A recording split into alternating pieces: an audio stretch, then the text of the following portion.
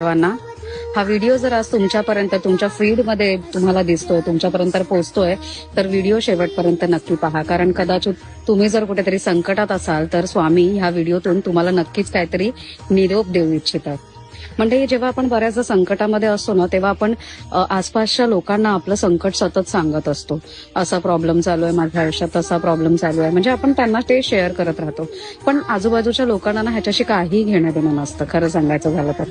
स्वामी या बाबतीत असं म्हणतात की तुझं जे संकट आहे, तुझा जो काही त्रास आहे तो मला सांग. माझं असंही तुझ्यावर प्रचंड लक्ष आहे. म्हणजे तुझं काय चाललंय, तुझ्या आयुष्यात किती तुला दुःख आहे, तुला दुःख देणारे कोण आहे, त्रास देणारे कोण आहे, ह्याच्यावरही स्वामींचं बारकाईने लक्ष आहे.